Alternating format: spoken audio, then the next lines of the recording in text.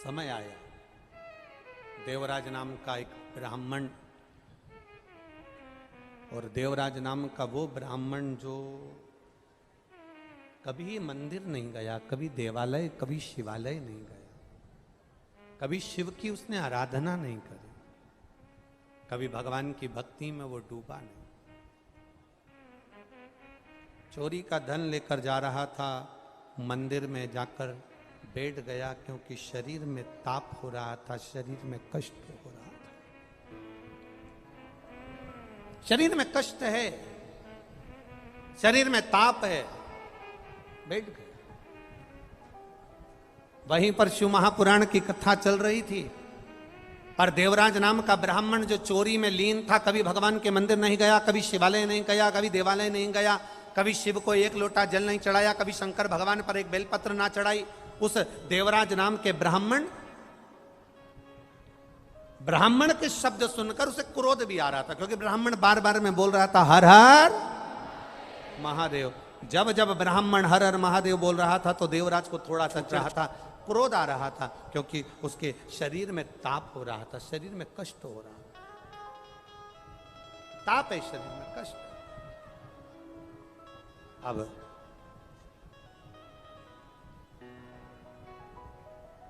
जब देवराज नामक का ब्राह्मण ताप पड़ा, कष्ट पड़ा, मंदिर से बाहर निकला, और मंदिर से जब बाहर निकला तो निकलते से ही देवराज मंदिर से जब बाहर निकलता है, बेलपत्री के वृक्ष के नीचे बैठा था और उसके प्राण उसी समय पर छूट जाते हैं। उसी समय जब देवराज के प्राण छूटे, उसको यम के दूत बंदी बनाने नहीं आए। जब उसने चोरी करी थी, गलत काम करा था, तो यम के दूतों को बंदी बनाना था, पर यम के दूत उसको बंदी बनाने के लिए नहीं आए। यम के दूत बंदी बनाने के लिए नहीं आए, उसको लेने के लिए स्वयं मेरा देव अधिदेव महादेव नंदी पर उसको लेकर जा रहा है। तो देवराज के मन में प्रश्न जागृत हो गया, देवराज के मन में एक प्रश्न खड़ा हो गया। देवराज ने कहा कि प्रभु ये बात बताओ कि मैंने चोरी करी, मैंने कपट करा, मैंने छल करा, मैंने बेईमानी करी, मैंने प्रपंच करा, मैंने गलत काम करा, मैंने दुनिया का लोगों का धन चुराकर उनके धन का उपयोग करा, और मुझे मरने पर तो नरक मिलना था, फिर आप ये नंदी लेकर मुझे लेने के लिए क्यों आए हो? नंदी लेकर मुझे लेने के लिए किस लिए आए हो, ये तो बताओ। तब देव अधिदेव महादेव ने कहा, तुम्हारी माता हमारी उपासक है, शिवालय में जाकर एक लोटा जल तुम्हारी माता चढ़ाती है, और शिवालय में जाकर जब एक लोटा जल तुम्हारी माता रोज चढ़ाती है, बस शिव जी कहते हैं घर की कोई नारी, घर का कोई पुरुष, घर का कोई बच्चा, घर का कोई बुजुर्ग, घर का कोई बड़ा, घर का कोई एक व्यक्ति भी अगर शंकर जी के मंदिर में शिवालय में जाकर एक लोटा जल चढ़ा रहा है, समझ लो वो अपनी 71 पीढ़ी को पार लगा रहा है, केवल जड़ चढ़ाने के भाव में 71 पीढ़ी पार। एक लोटा जल, जरा जरा जम के बोलो, सारी समस्या का हल। बोल बम का नारा है। राजस्थान वालों की आवाज बैठ गई का? हमने तो सुना तो दमदारी से बोलते, जब भी बोलते तो जरा दम से। बोल बम का नारा है, एक सहारा बाबा, उसके चरणार बिंद की रज का सहारा, उसके चरण की रज का सहारा। देवराज, मैं चोर हूं, पर मेरे बाबा ने मुझ पर कृपा करी। ये कृपा केवल देवराज की नहीं, ये उसकी माता की कृपा है। मां ने जो एक लोटा जल भगवान देवाधिदेव महादेव को समर्पित करा, मां ने जो एक लोटा जल भगवान शिव को समर्पित करा, ये उसका फल है, ये उसका आनंद है, ये उसका सुख है। समय आया एक बिंदुक नाम का ब्राह्मण, जिसकी धर्म पत्नी का नाम चंचूला है, चोरी करता था। चोरी में लीन रहता था। अब चोरी में लीन रहता तो चोरी का धन लेकर आ रहा था, पानी में डूबकर मर गया। 3 तरह से मरे हुए व्यक्ति का मोक्ष नहीं है। पहला, पानी में डूबकर मरा हुआ। दूसरा, उसकी माँ को दे दो बच्चे को, माता लेकर जाए उस बच्चे को, वो रोएगा, उसके माता को। पहला, पानी में डूबकर मरा हुआ। दूसरा, स्त्री के हाथ से मरा हुआ। और तीसरा, सर्प के डसे से मरा हुआ। कि मुक्तता नहीं। बिंदुक पानी में डूबकर मरा था, प्रेत योनि में पड़ गया। पानी में डूबकर प्रेत योनि में पड़ गया। और बिंदुक जब प्रेत योनि में पड़ा,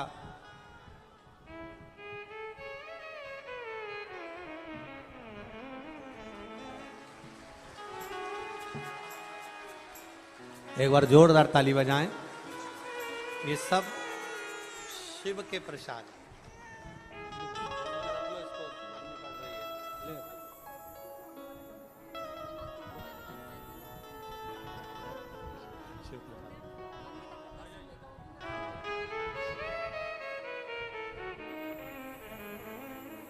बेटी बोल रही है, डॉक्टर ने कहा था ना होने का, फिर डॉक्टर ने कहा था कि ऑपरेशन से होगा, पर तुम रुका जी का उपाय करा तो बाबा ने नॉर्मल करा दिया और बाबा की कृपा से हो गया। ये शिव कृपा। बिंदुक प्रेत योनि में पड़ गया। और बिंदुक जब प्रेत योनि में पड़ा, चंचूला देवी काशी का दर्शन करने के लिए गई। और चंचूला देवी जब काशी का दर्शन करने के लिए गई तो काशी का दर्शन करते हुए चंचूला देवी ने जल स्नान कर कर गंगा जी से आ रही थी और उनका पांव फिसल गया, प्राण छूट गए, शिव जी के धाम में पहुंच गई। पार्वती जी की सखी बन गई।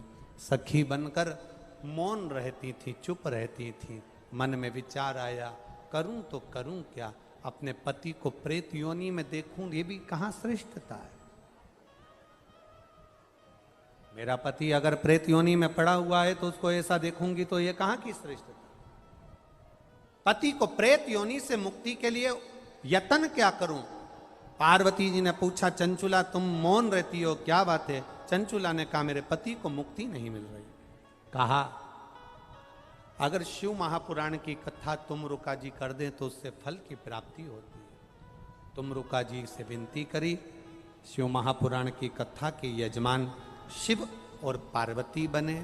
शंकर जी को ईश्वर जी, पार्वती जी को शिव की भक्ति करने के लिए आप और हम यहाँ पर विराजमान हुए हैं।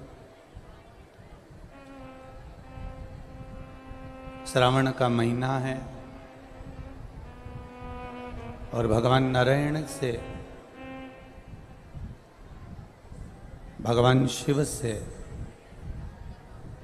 और भगवान देवाधिदेव महादेव से मिलन का ये वो स्थल है जहाँ पर सुख का अनुभव हमारे जीवन में हो सकता है। अभी तक आपने और हमने जितनी कथाएं श्रवण करी है, उन कथाओं में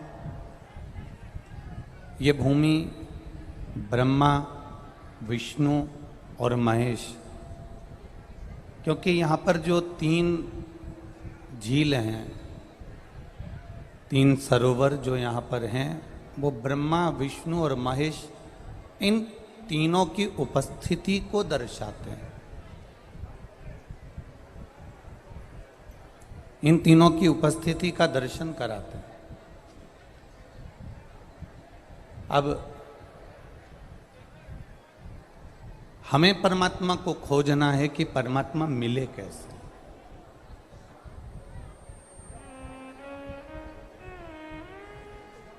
हमें भगवान को खोजना है कि भगवान को हम प्राप्त करें कैसे। देखिए, हमें जिसको पाना होता है, जिस चीज को हमें पाना होता है, हम उसको पाने का प्रयास करते हैं और उसको पाने के तरीके ढूंढते हैं।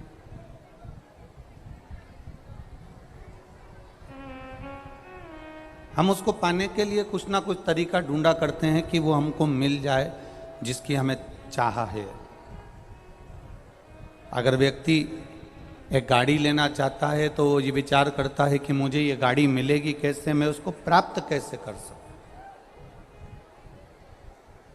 मैं क्या करूं कि ये गाड़ी मुझे प्राप्त हो जाए। वो सोचेगा कि मैं अपनी अंगूठी गिरवे रख दूं या मकान रखूं या मैं मेहनत करूं या मैं कैसा कुछ ना कुछ ऐसा करूं जिससे मुझे ये गाड़ी प्राप्त हो जाए, मुझे ये गाड़ी मिल जाए। वो प्रयास कर रहा है। बहुत ध्यान देना कथा पर। हम किसी वस्तु को चाहते हैं, हम किसी को चाहते हैं, हम उसको चाहते हैं तो उसको पाने का प्रयास करते हैं, और पाने का प्रयास अर्थात उसको पाने के लिए हम बहुत मेहनत करते हैं, बहुत प्रयास करते हैं कि कैसे भी वो वस्तु हमको मिल जाए, वो वस्तु हमें प्राप्त हो जाए। नए नए तरीके ढूंढते हैं उसको पाने के लिए, नए नए तरीका ढूंढते हैं उस वस्तु को प्राप्त करने के। जब आप बहुत मेहनत कर देते हैं, बहुत प्रयास कर लेते हैं, बहुत ज़्यादा चाहत आपकी बढ़ जाती है, तो आपकी मेहनत रंग लाती है और वो वस्तु आपको प्राप्त हो जाती है आपकी मेहनत के बल पर। वो आपको मिल जाएगी, वो आपको प्राप्त हो जाएगी। जैसे किसी वस्तु के लिए आपने मेहनत करी और उस वस्तु को आपने आखिरी में पा ही लिया, उसी तरह जिस दिन आप मेरे देव अधिदेव महादेव के लिए दिल से प्रयास करना प्रारंभ करोगे, उस दिन महादेव को भी आप प्राप्त कर सकते हो, वो आपको मिल सकता है। उसको मिलने में देरी नहीं लगती, वो मिलता बड़ा जल्दी है बहुत, क्योंकि उसका नाम भोला है।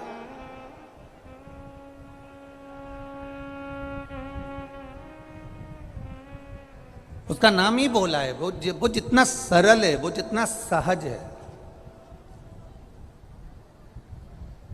वो उसको दुनिया के लोगों ने भले थोड़ा थोड़ा कठोर बता दिया, थोड़ा सा कह दिया ये तो रुद्र है, ये तो क्रोध है, ये तो गुस्सा आता है, तो कोई ने कह दिया कि भगवान शंकर अकेले ही नहीं, शंकर भगवान के जितने रुद्र अवतार हैं, चाहे वो हनुमान जी हो, काल भैरव हो, चाहे वो नंदी हो, भृंगी हो, आदि कादिक जितने भी हैं, कमल हो, बगला मुख हो, जितने भी भगवान के रूप हैं, दुनिया के लोगों ने डराया हमको, दुनिया के लोगों ने डराने का प्रयास करा हमको कि भगवान ये देखो हनुमान जी के मंदिर स्त्री नहीं जा सकती, हनुमान जी के मंदिर में नारी प्रवेश नहीं कर सकती, हनुमान जी के मंदिर में स्त्री दर्शन नहीं कर सकती, शंकर जी के मंदिर में नारी अंदर प्रवेश नहीं कर सकती, शिव जी के मंदिर में कोई स्त्री जा नहीं सकती, शंकर भगवान, भैरव भगवान के भैरव जी तो तंत्र मंत्र के देवता हैं, इनका उपासना नारी नहीं कर सकती, हनुमान जी हैं तो इनकी उपासना नारी नहीं कर सकती। ये लोगों ने भ्रम फैलाया। ये जो था, ये हमारे सनातन धर्म के जितने विरोधी होते हैं,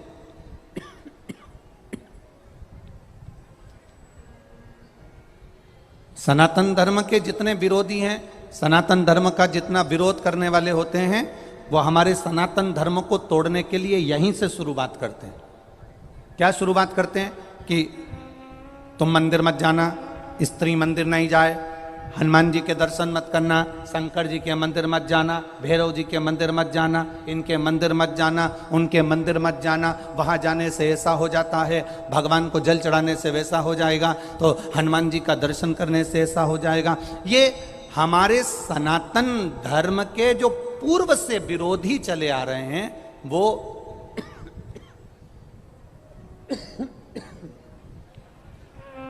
सनातन धर्म के जो पूर्व से विरोधी चले आ रहे हैं, ये डीले कम करो बाबू। सनातन धर्म के जो पूर्व से विरोधी चले आ रहे हैं, सनातन धर्म के जो विरोध करने वाले आए हैं, वो हमको भगवान से दूर करने का प्रयास करते रहे। कैसे भी हम परमात्मा से दूर हो जाएं, कैसे भी हम भगवान से दूर हो जाएं। और जब धीरे धीरे आप परमात्मा से दूर होते चले गए, भगवान से दूर होते चले गए, और भगवान से जब धीरे धीरे तुमने दूरी बना ली, परमात्मा से आप धीरे धीरे जब दूर होते चले गए, आपका मन सनातन धर्म से हटने लगा। सनातन धर्म से मन हटने लगा तो दूसरे धर्म में तुम्हारा मन जाने लगा। अब तुम्हें सनातन धर्म ठीक नहीं लगने लगा।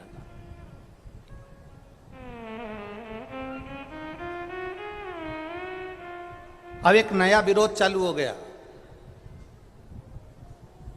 सनातन धर्म को फिर तोड़ने का। अब नए बेटा बेटी मंदिर जाना चालू कर दिए। करे कि नहीं करे? बोलो बोलो, जम के बोलो राजस्थान वाले, करे ना? छोटे छोटे बच्चे मंदिर जा रहे कि नहीं जा रहे? बेटा बेटी नवयुवक बच्चे मंदिर जा रहे कि नहीं जा रहे? पशुपति व्रत कर रहे कि नहीं कर रहे? एक लोटा जल चढ़ा रहे कि नहीं चढ़ा रहे? अब जब पूरे भारत में सनातन धर्म आगे बढ़ गया और लोग मंदिर जाना चालू कर दिए, तो फिर विधर्मियों ने एक नई चाल चलना चालू कर दी और एक दो हमारे सनातन धर्म के लोगों के कान में भरना चालू करा कि अब मंदिर में जाना तो ये ऐसे कपड़े पहनकर लड़की ना आए, वैसे कपड़े पहनकर लड़के ना आए, ऐसे वस्त्र पहनकर लड़कियां ना आए। उन्होंने चाल चलकर हमारे सनातन धर्म वालों को कह दिया।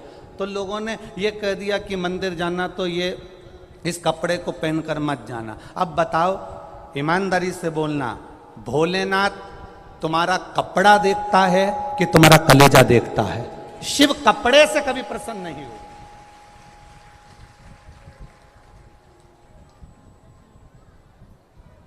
अब फिर भी धर्मियों ने चाल चली कि कैसे भी नवयुवक लोगों को मंदिर जाने से रोकना है, तो एक काम करो, ऐसा कह दो कि मंदिर में प्रवेश करना तो ये वस्त्र पहनकर प्रवेश मत करना, तो जिससे नवयुवक बेटा बेटी मंदिर जाना धीरे धीरे कम कर देंगे।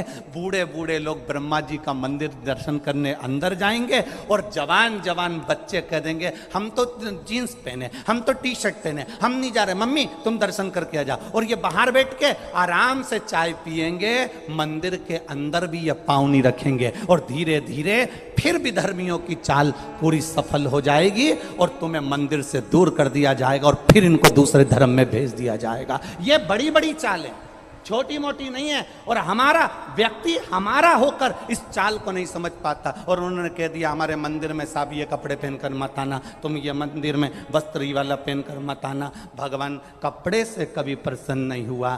कपड़े तो रावण ने भी बदले थे, बोलो सही है कि गलत है? संत का चोला पहन लिया था रावण ने, उस संत के चोले को इतना बदनाम कर दिया, इतना बदनाम कर दिया कि कुंभ के मेले में आज सबसे पहले संत के चोले को ही पानी में धोया जाता है, उसके बाद भी साफ नहीं हो पाता है।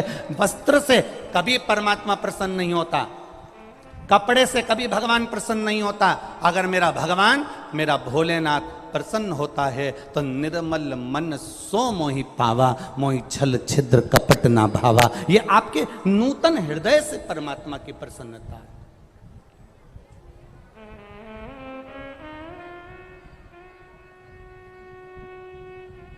ये आपके नूतन हृदय से परमात्मा की प्रसन्नता का भाव है। आपके हृदय से भगवान की प्रसन्नता है।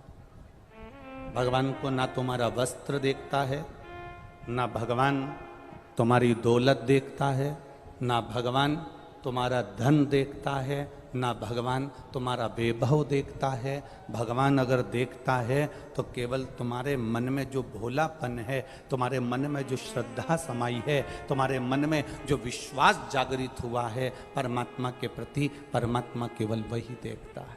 उसके सिवाय भगवान कुछ नहीं देखता। भगवान देखता ही नहीं है। अरे भाई,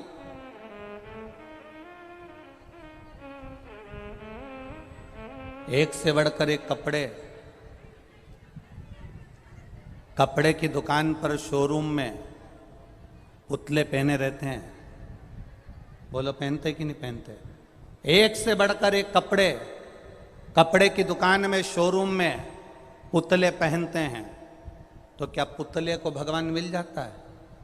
अगर कपड़े बदलने से परमात्मा मिलता होता तो शोरूम में जो पुतले होते हैं उनके रोज कपड़े बदले जाते हैं तो भगवान उनको मिल जाता। पर कपड़े बदलने से नहीं, भगवान तुम्हारा भजन करने से तुम्हारे सम्मुख में आकर प्रकट हो जाता है, तुम्हारे सामने आ जाता है। उसको कपड़े से मतलब नहीं रहता। भगवान को पाने का तरीका ढूंढो।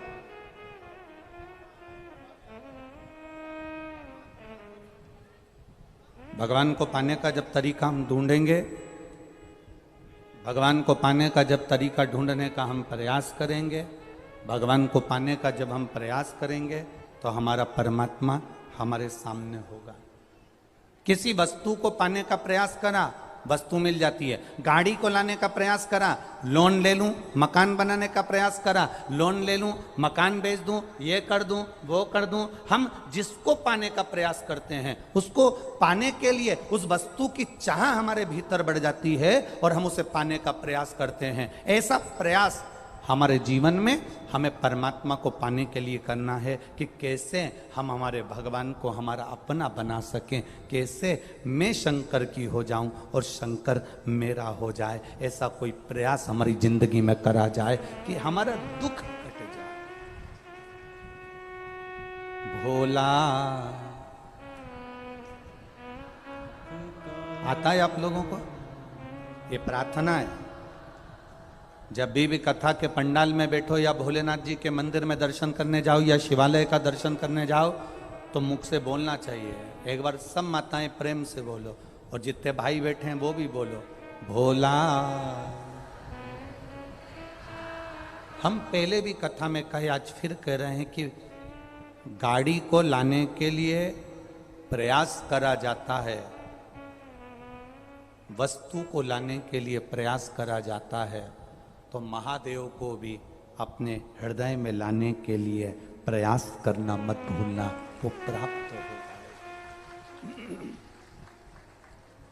आप करो प्रयास, वो मिलेगा। भगवान से आप जो दिल से कहें वो दिल से सुनता है।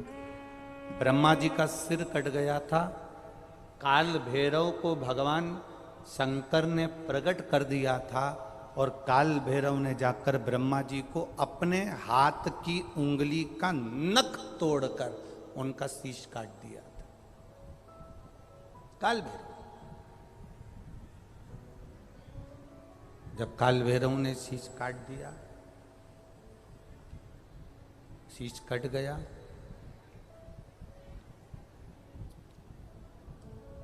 भैरव काल भैरव का आदर, सम्मान, सत्कार सभी देवताओं ने किया।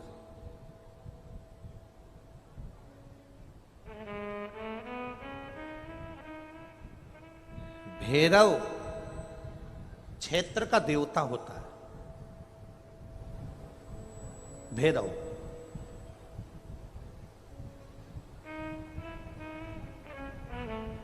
64 तरह के भैरव होते हैं। कितने तरह के? 64। 64 तरह के भैरव होते हैं और 64 तरह के भैरव, जितने भैरव होते हैं उतनी भैरवी होती है, क्योंकि शिव के साथ शक्ति जरूरी है, भैरव के साथ भैरवी जरूरी है, क्योंकि भैरव शंकर भगवान का एक अंश रूप है, क्योंकि शिव ने उसको प्रकट करा। हाँ, दुनिया के लोग भले भैरव जी को बदनाम करने में लगे, ये तो शुरू से चला आ रहा है। भैरव जी को कोई बीड़ी पिला देता है, कोई सिगरेट पिला देता है, कोई कह देता है कि भैरव बाबा को तो बीड़ी दे दो, भैरव बाबा को तो सिगरेट दे दो। ये ढोंग और प्रपंच मेरे शंकर की कथा में नहीं है।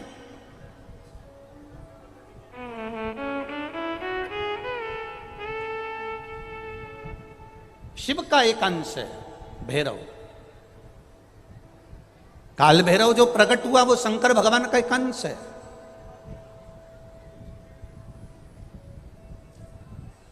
काल भैरव जो प्रकट हुए वो शिव का एक अंश रूप है।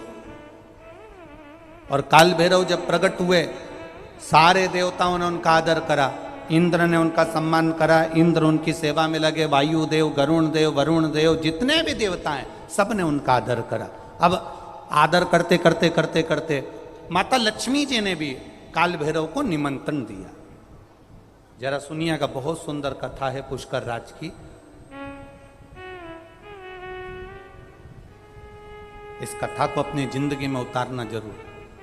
काल भैरव का निमंत्रण माता लक्ष्मी जी ने दिया, और माता लक्ष्मी जी ने काल भैरव को निमंत्रण दिया कि काल भैरव आप बैकुंठ में पधारो और बैकुंठ की भूमि को आप पधार कर आनंदित करिए। तो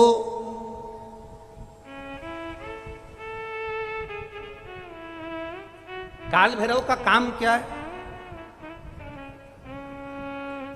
काल भैरव का कार्य क्या है? ये यहाँ राजस्थान की भूमि पर तो वैसे भी भैरू जी के मंदिर बहुत है। बोलो सही है कि गलत है? और पूरी दुनिया में जितनी भी, पूरी भारत की भूमि पर दुनिया के लोग कहीं पर भी लें, कहीं पर भी रहें, पर भैरू पूजने के लिए हमारे राजस्थान में आते जरूर हैं। भले वो कभी भी आए, पर राजस्थान में आकर भैरू पूज कर जाते ही हैं।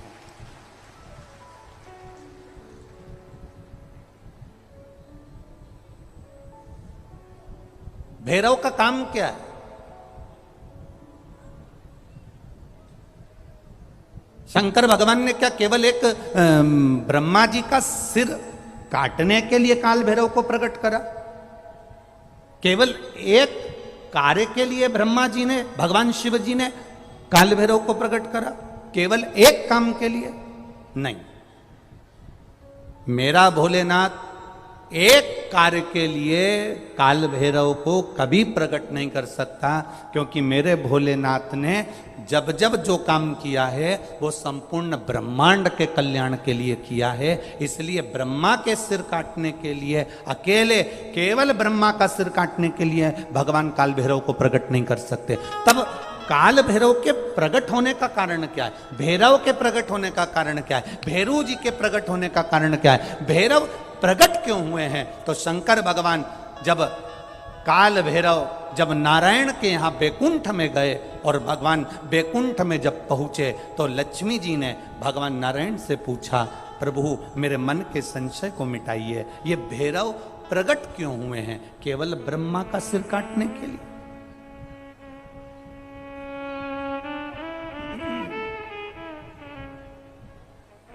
क्या ये ब्रह्मा जी का सिर काटने के लिए प्रकट हुए? आखिर भैरव प्रकट क्यों हुए? केवल एक ब्रह्मा का सिर काटने के लिए? भगवान विष्णु ने कहा नहीं, केवल ब्रह्मा का सिर काटने के लिए काल भैरव नहीं प्रकटे। लक्ष्मी सुनो, आज मैं तुम्हें सुनाता हूं काल भैरव भगवान शंकर ने क्यों प्रकट करा। उसका कारण केवल एक है। जब देव अधिदेव महादेव अपने नेत्र बंद कर कर बैठ जाते हैं और समाधि में लीन हो जाते हैं, साधना में लीन हो जाते हैं, तब काल भैरव का दायित्व बढ़ जाता है। भैरव का दायित्व बढ़ जाता है। और भैरव का क्या दायित्व बढ़ता है? तो सुनो लक्ष्मी, भैरव का दायित्व यह बढ़ जाता है कि जो शंकर के शिवालय में पहुंचता है जो शंकर के शिवालय में पांव रखता है, जो शंकर के शिवालय में अंदर पहुंचकर शिवालय में अपना चरण रखते रखते रखते रखते देहली से जब अंदर जाता है और शिवालय में शंकर भगवान के शिवलिंग की आराधना करता है, जल चढ़ाता है, शमी पत्र चढ़ाता है, बेल पत्र चढ़ाता है, कमल पुष्प चढ़ाता है, भगवान की श्रृंगार कर कर चंदन अबीर गंध से जो पूजन करता है भगवान की, जब वो अंदर प्रवेश करता है तो भैरव का दायित्व ये हो जाता है कि उसके दुख को भैरव उसी समय पर भक्षण कर लेता है और उसको सुख देकर भेज देता है। ये भैरव का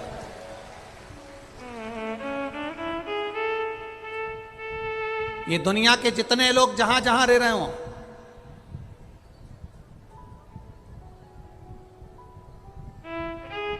मारवाड़ का रहने वाला व्यक्ति, राजस्थान का रहने वाला व्यक्ति अपने भैरव की पूजन करने जरूर आता है, अपने भैरव को जरूर ढूंढता है कि मेरा भैरव कौन सा है, मेरे भैरव का दर्शन कहां, मैं कहां जाऊं, कौन सा गांव है मेरा जहां मैं भैरव का दर्शन कर सकता हूं।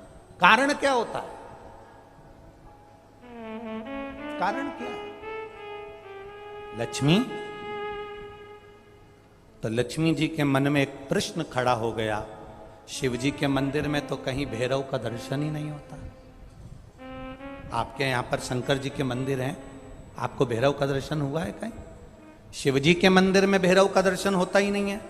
तो फिर शंकर भगवान के मंदिर में जब भैरव का दर्शन नहीं होता, शंकर भगवान के मंदिर में जब भैरव दिखता नहीं है, तो हमारे दुख का भक्षण, हमारे दुख को कैसे वो खा जाता है, हमारे दुख को कैसे वो समाप्त कर देता है। फिर वो भैरव हमें दिखता तो है ही नहीं, आखिर फिर वो भैरव गया कहां, वो भैरव किस जगह पर है? भगवान नारायण ने लक्ष्मी से कहा, सुनो लक्ष्मी, भगवान शंकर के दरवाजे के दो द्वारपाल हैं, मणिभद्र वीरभद्र। दरवाजे के, भगवान शंकर के दरवाजे के दो द्वारपाल। और सुनो लक्ष्मी, वो दो द्वारपाल भगवान शंकर के दरवाजे के हैं। भैरव को शंकर भगवान ने अपनी ऊपर की चौखट का मध्य भाग काल भैरव को दिया है। जिस समय भक्त भगवान को एक लोटा जल चढ़ाने के लिए मंदिर में गर्भगृह में प्रवेश करता है, जिस समय एक लोटा जल चढ़ाने के लिए भक्त, शंकर का ओघड़ी का भक्त जब मंदिर के अंदर शिवालय में प्रवेश करता है, तो वो चौखट की जो छाया होती है वो भक्त के सिर पर पड़ती है। जब वो जल लेकर अंदर प्रवेश करता है, उसके जीवन में जो दुख होता है वो काल भैरव ऊपर की ऊपर खींच लेता है और उसको भक्ष कर जाता है। ये भैरव का तत्व है।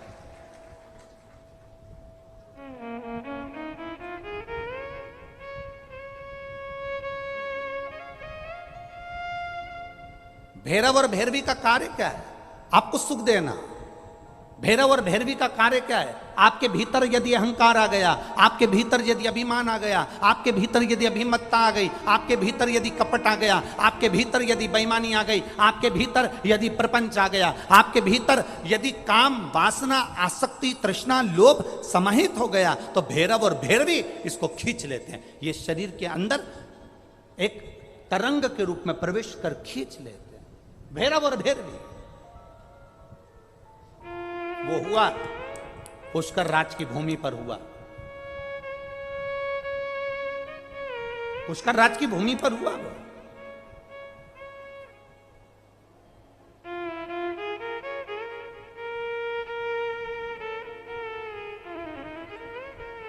नारायण ने भैरव जी का सम्मान करा, आदर करा, सत्कार करा। लक्ष्मी जी ने भैरव जी को भोजन कराया, सुंदर पकवान बनाकर खिलाया।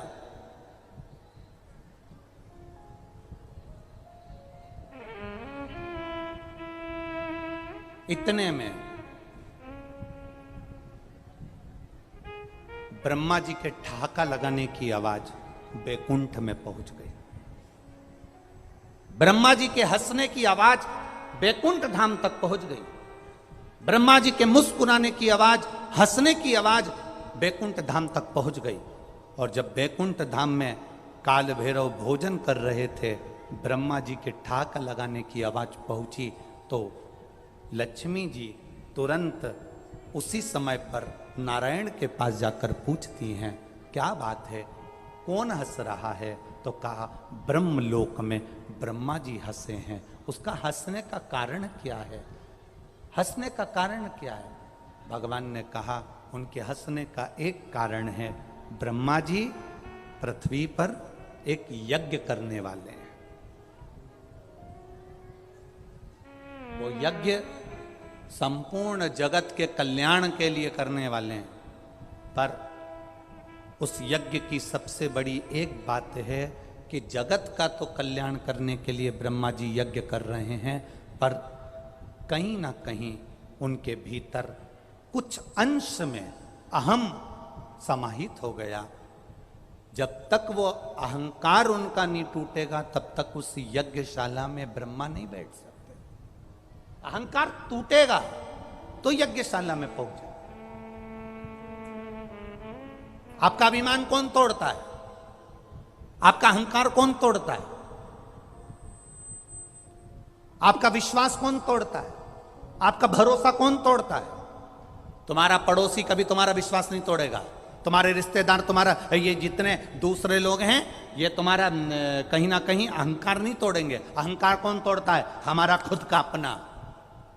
जो माँ बहुत कहती है ना, मैं ऐसी बहू लेकर आऊंगी, ऐसी बहू लेकर आऊंगी, मेरा पांव दबाएगी, आदर करेगी, सत्कार करेगी। दूसरे की बहुओं में दिन भर गलती जो निकालती है, दूसरे की बहुओं को दिन भर देखा करती है, उसकी बहू ने ऐसा कर दिया, उसकी बहू ने तो सिर पे पल्लू नहीं लिया, मैं गई तो पांव नहीं पड़ा, मैं गई तो ऐसा नहीं हुआ। बस तैयारी कर लेना, तेरे घर में जो बहू आएगी वो चंद्र घंटा से कम नहीं आएगी।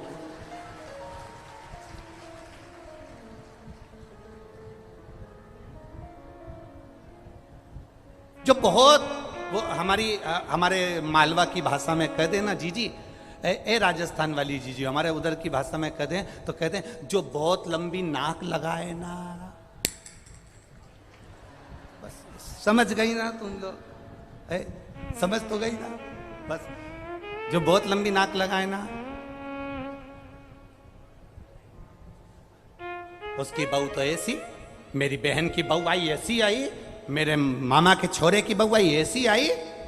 मैं तो बहू लाऊंगी तो ऐसी लाऊंगी, मैं बहू लाऊंगी तो मुझे तो रत्ती भर नहीं सुआ है, ऐसी बहू मुझे आएगी ना तो मेरी तो बिल्कुल नहीं बनेगी। और मालूम पड़े उससे 4 गुना जोरदार आई।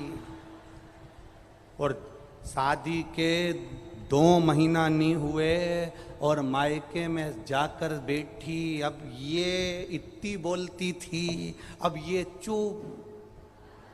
अब क्या बोले तो बोले क्या?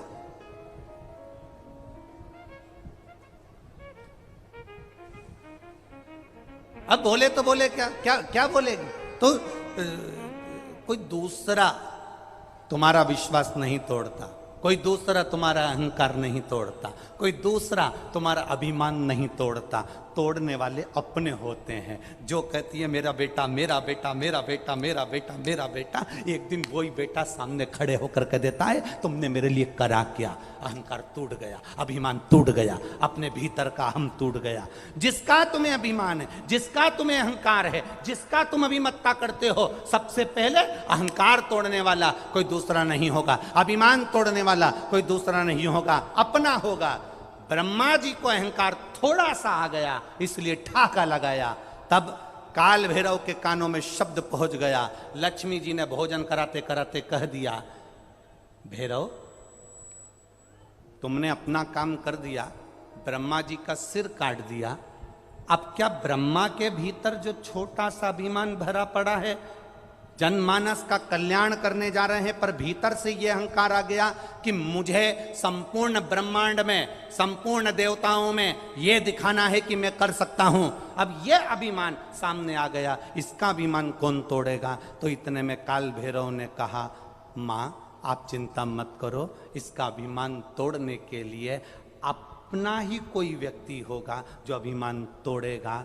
सरस्वती जिस समय पर पुष्कर में श्रृंगार कर रही होगी, उस समय जब माता सरस्वती जाएगी, उस समय मेरी 64 भैरवियां हैं। उस 64 भैरवी में से एक भैरवी सरस्वती के अंदर प्रवेश करा दूंगा और सरस्वती नहीं रहेगी, भैरवी के प्रवेश से वो सावित्री बन जाएगी और सावित्री बनी कि अहंकार तोड़ देगी। एक क्षण मात्र की मैंने सावित्री को उस समय पर भेजा, मैंने भैरवी को उस समय पर सरस्वती के अंदर प्रवेश करा कर भेजा और उसका रूप, उसका रंग, उसका स्वभाव, उसका स्वरूप चेंज हो गया।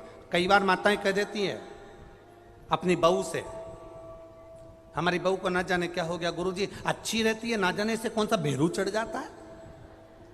बोलो सही है कि गलत है? बात बात में बोलते हो कि नहीं बोलते? ये कहावत कहां से आई कि मेरी बहू तो अच्छी थी, ना जाने इन्हें कहां सा भेरू चढ़ जाता है। मेरी बहू तो बहुत अच्छी, एक हफ्ता तो अच्छी रहे, गरम गरम रोटी भी खिलाए, आदर भी करे, सम्मान भी करे, सत्कार भी करे, सब कुछ करे, पर ये पूरा 1-2 महीना तो अच्छी रहती है, पर 2 महीना में एक बार इसके मुंडा में ना जाने कहीं हो जाए, पूरा 2 महीना का कराया सब पानी फेर गया। इसको कौन सा भेरू चढ़ जाता है, इसको कौन सी भैरवी चढ़ जाती है, इसको क्या हो जाता है एकदम, इसको होता क्या है अच्छी, आदर करती है, बीमार पड़ जाओ तो हॉस्पिटल भी ले जाती है, सम्मान भी करती है, गाड़ी भी चला ले, सब काम बढ़िया कर ले, रोटी भी अच्छी बनाए, सब्जी भी अच्छी बनाए, सब काम जोरदार करे, पर इसके होता क्या है ये समझ में नहीं आता। तो इन्होंने पत्रिका ले जाके दिखाई, पंडित जी बताओ, पंडित जी बोले इनका गुण तो अच्छा मिला, इनका गुण तो अच्छा मिला, कोई दोष भी नहीं है, बढ़िया है, पूरा 24-25 गुण, 27-28 गुण, जितना भी गुण है मिला तो अच्छा है। फिर तकलीफ क्या है? तकलीफ आखिर है क्या? तकलीफ कुछ नहीं है, तकलीफ एक है, जब हमारे भीतर अहंकार आता है, जब हमारे भीतर अभिमान आता है, जब हमारे भीतर कहीं ना कहीं लोभ, कहीं ना कहीं काम, कहीं ना कहीं वासना, कहीं ना कहीं तृष्णा, कहीं ना कहीं आसक्ति जब बढ़ जाती है, तो भैरवी का और भैरव का एक अंश कहीं ना कहीं आ जाता है, कुछ क्षण के लिए एक अंश आ जाता है और वो सब साफ। जब हमारे भीतर लोभ जागा, बहू को भैरवी कब चढ़ी, उसने गुस्सा कब करा? जब तुम्हारे भीतर कहीं लोभ जागृत हुआ, बड़ी बहू को ये वाली साड़ी दे दूंगी, लड़की आएगी तो उसको ये वाली दे दूंगी, और ये दिन भर में से मुंह चलाती है ना, बस तुम्हारे भीतर लोभ जागृत हुआ, आसक्ति जागृत हुई, क्रोध जागृत हुआ, उस समय पर भैरवा भैरवी का एक अंश तुम्हारे यहाँ फिर उस समय प्रकट हो गया।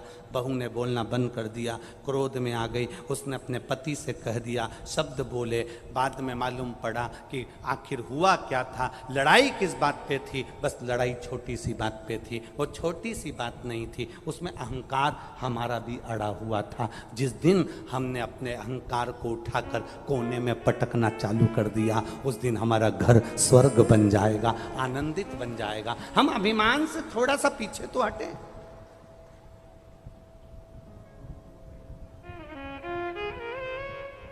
सब चाहते हैं मेरी बहू आए तो अच्छी आए। ये तीन मित्र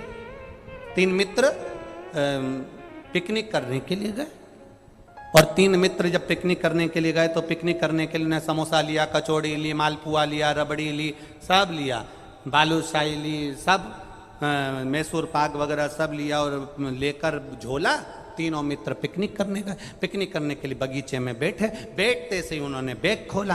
बैग खोलते से उन्होंने देखा कि इसमें खाने का तो सामान है, पर पानी की बोतल नहीं है और कोल्ड ड्रिंक की बोतल नहीं है, दोनों बोतल घर रह गई। अब इन्होंने विचार करा कि अपनी पानी की बोतल और कोल्ड ड्रिंक की बोतल कौन लेकर आए, तो इन्होंने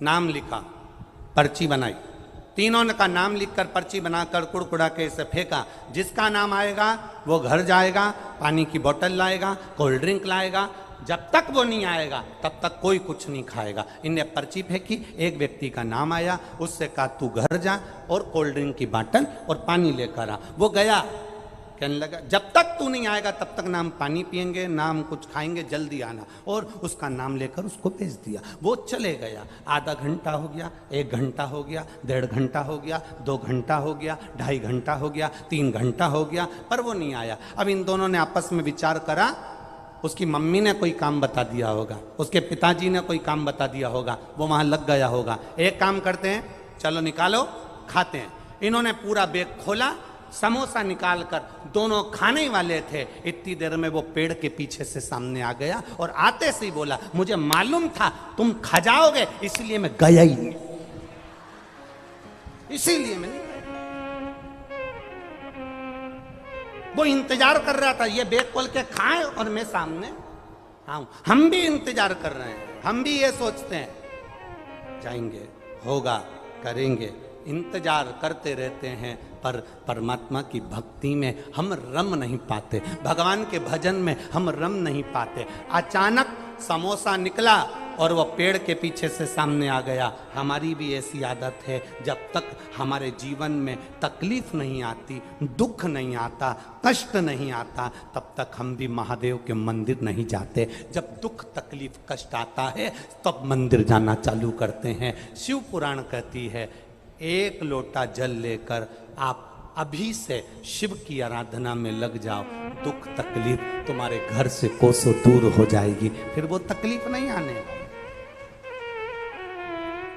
वो तकलीफ नहीं आए।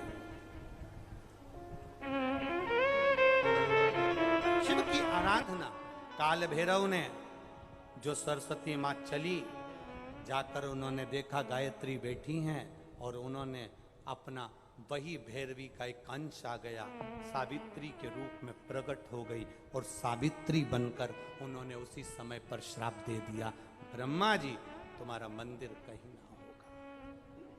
एक अंश।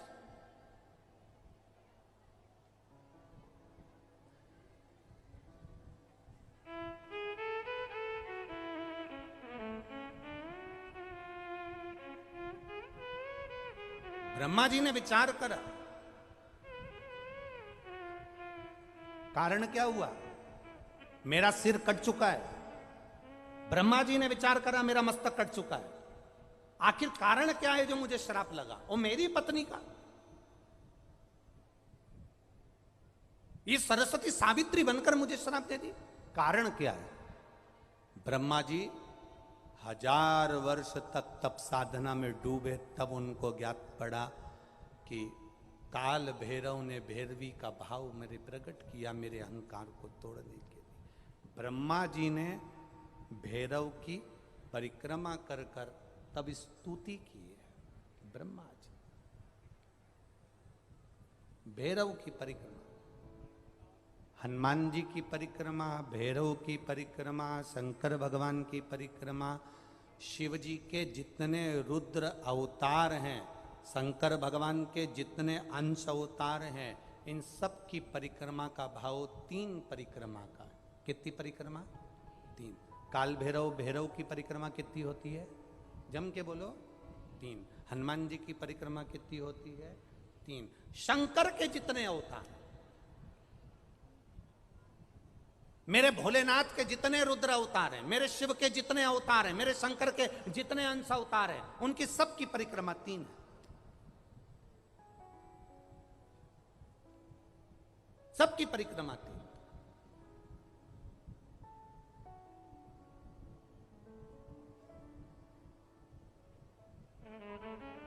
शिव परिक्रमा का भी भाव है, 3 परिक्रमा शंकर की भी है, पर पूरी नहीं। कैसी? आधी। आधी भी कैसी? प्रत्येक शंकर की परिक्रमा का स्मरण होना चाहिए आपको। ये समझे जरा, बहुत अच्छी तरह से आज कथा निकली है तो उसको समझ ले।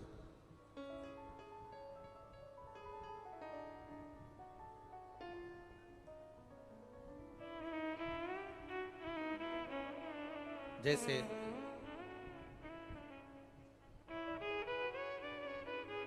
डब्बी और होगी ना, एक डब्बी और है ना, एक डब्बी और है उसमें देख।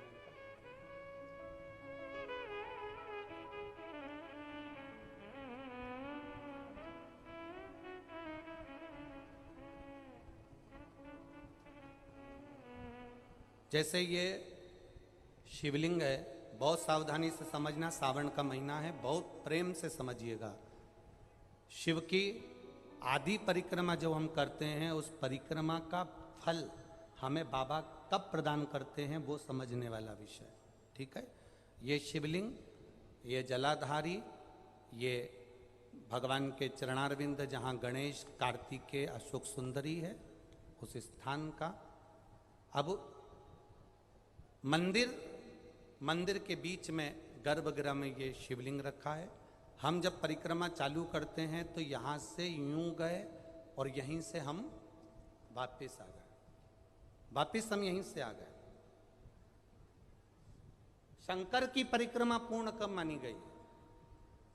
आधी परिक्रमा को पूर्ण कब कहा गया? शिव की परिक्रमा को हम पूर्ण कैसे मान सकते हैं? हम कहते हैं, हमारे शास्त्र कहते हैं कि शंकर की 3 परिक्रमा करो, या भगवान की 3 परिक्रमा करो, या देवता की 3 परिक्रमा करो। परिक्रमा का फल कब मिलता? परिक्रमा का अंश फल कब मिलता? शिवलिंग जलाधारी मंदिर के बीचों बीच है। जब मंदिर के बीचों बीच है, नंदी बाहर है, आपने परिक्रमा करना प्रारंभ करा, पूजन करने के बाद यहाँ तक गए, यहाँ से पानी बहता है, जल बहता है, तो हम इसको लांघते नहीं है, नहीं लांघते ना, इसको लांघते नहीं है। जब हम परिक्रमा करने के लिए यहाँ तक जब पहुँचते हैं, पहुँचने के बाद यहीं से थोड़ा सा पीछे हटकर हमको शंकर के शिवलिंग के वहीं से खड़े होकर नंदी का दर्शन करना चाहिए। जब हम परिक्रमा कर कर वापिस लौटते हैं, नंदी का इस शिवलिंग के सम्मुख से जब बाहर बैठे नंदी का हम दर्शन करते हैं और वापिस अपनी जगह पर आकर खड़े होते हैं, तब हमारी परिक्रमा एक पूरी मान ली जाती है और उसका फल हमें प्राप्त होता है। उस परिक्रमा का फल, हाँ, हमने शंकर भगवान की परिक्रमा करी, किसी ने कहा आदि परिक्रमा करो, हम यहाँ तक गए, यहाँ से लौटकर वापिस आ गए। उस परिक्रमा करते समय हमने नंदी का दर्शन एक बार भी नहीं करा। अगर नंदी का दर्शन नहीं करा तो उस परिक्रमा का कोई फल हमें प्राप्त नहीं हो सकता। उस परिक्रमा का कोई फल हमें प्राप्त नहीं हो सकता। अब 3 परिक्रमा हमारा वर्णन किया, तो 3 परिक्रमा क्या करोगे? यहां वापिस आओगे, यहां वापिस जाओगे क्या? बोलो जम के, वापिस जाओगे क्या? नहीं। 3 परिक्रमा शंकर भगवान की जो वर्णन करी गई, यहां से चले, यहां पहुंचे, पहुंचने के बाद आपने यहां शिव जी का शिवलिंग के वहीं से नंदी का दर्शन करा, फिर वापिस पलटे, फिर नंदी का दर्शन करा, फिर पलटे, फिर नंदी का दर्शन करा। यहां खड़े होकर आप जब 3 बार नंदी का दर्शन कर लेते हो, एक ही परिक्रमा में 3 बार नंदी का दर्शन कर लेते हो, तो 3 परिक्रमा का फल प्राप्त हो जाता है और हमारा वो कार्य सफल हो जाता है। 3 परिक्रमा का।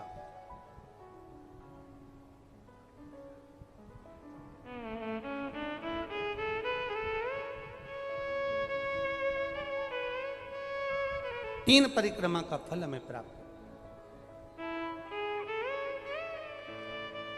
शिव के जितने गण हैं, भगवान शंकर के जितने अंश अवतार हैं, रुद्र के जितने अंश अवतार हैं, भगवान शिव के जितने अंश अवतार हैं, उनकी परिक्रमा का क्रम उनकी परिक्रमा 3 है। शिव जी की परिक्रमा 3 है, श्री हनुमंत लाल जी की परिक्रमा 3 है।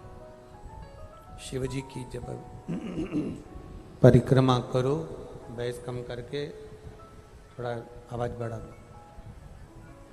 परिक्रमा का जो क्रम कहा गया, मेरे ओगड़दानी की परिक्रमा करते समय आदि परिक्रमा, गला पकड़ रहा है, आदि परिक्रमा करते समय नंदी का दर्शन अवश्य करो। किसका दर्शन करना है परिक्रमा करते समय? परिक्रमा करते समय किसका दर्शन करना है? नंदी का दर्शन। पहुंचो जब परिक्रमा करने के लिए, जब मार्ग तक आप पहुंच जाएं और मार्ग से आप वापिस नंदी का दर्शन करें, परिक्रमा का सुख अपने आप प्राप्त हो जाता है, अपने आप फल मिल जाता है। नंदी दर्शन का शिव कथा कह रही है। भगवान शंकर का संवाद कर रहा है, शिव महापुराण की कथा कर रही है। परमात्मा को पाने का प्रयास ही हमारा मूल है।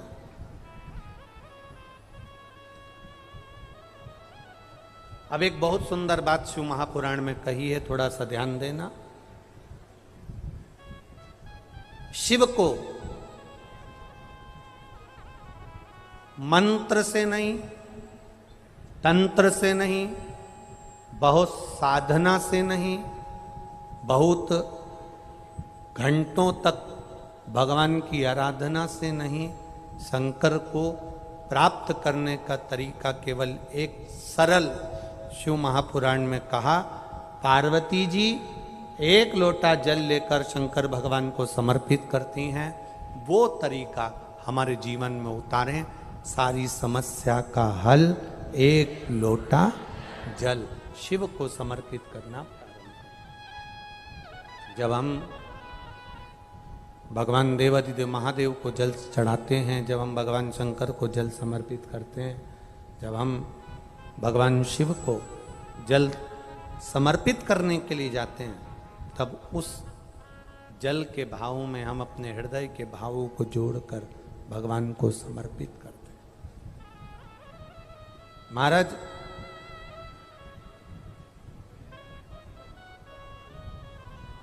एक किसी ने कल पत्र लिखा था, शायद वो नीचे इसमें होगा, अब ढूंढेंगे तो समय लगेगा। अगर गुरुजी मान लो हमारे घर में शिवलिंग नहीं है,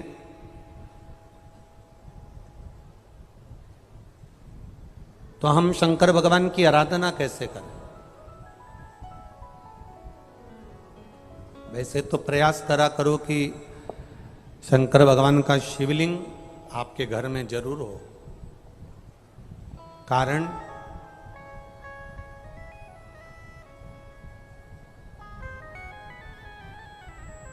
मान लो अगर कोई मंदिर के दरवाजे बंद हैं और घर में कोई समस्या विकट आकर खड़ी हो गई है, कोई बड़ी समस्या हमारे सामने आ गई है, तो हम अपने घर के शिवलिंग की आराधना कर। हमने आपको एक बात कही थी कथा में कि कथा सुनने नहीं आए हो, आप कथा को श्रवण करने नहीं आए हो, आप कथा में बैठकर बाबा की औषधि लेने के लिए आए हो। और ये औषधि अगर मिल गई तो हमारा जीवन सार्थक हो गया, हमारा जीवन धन्य हो गया। हमारे जीवन की सार्थकता ये शिव की औषधि है, शिव की औषधि।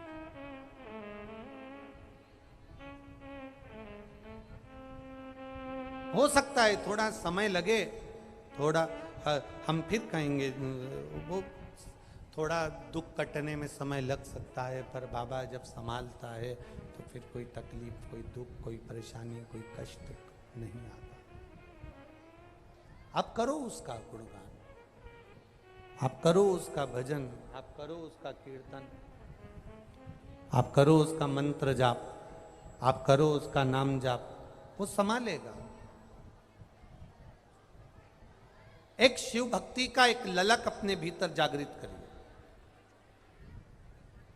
कई लोग कहते हैं अगर हमारे घर में शिवलिंग नहीं है, शंकर का अगर शिवलिंग नहीं है, तो फिर हम शंकर की आराधना कैसे करें? हम आपसे एक बात कहना चाहेंगे, अपने घर में एक छोटा शिवलिंग होना चाहिए, होना चाहिए। और मान लो नहीं है, आपके परिवार के लोग नहीं राजी हो रहे, आपके घर के लोग नहीं राजी हो रहे, आपके परिवार के लोग राजी नहीं हो रहे हैं, तो फिर क्या करोगे?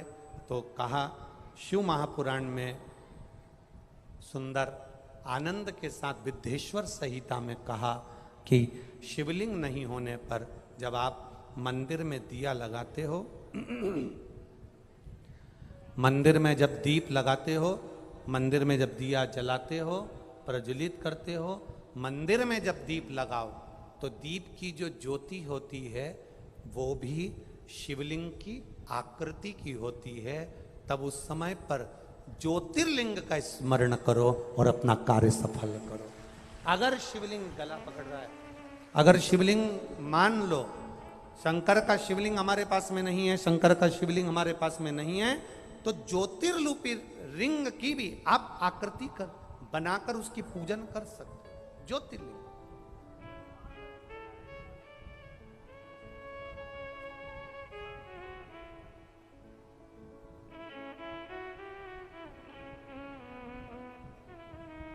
वो क्या बोलते हैं आप लोग,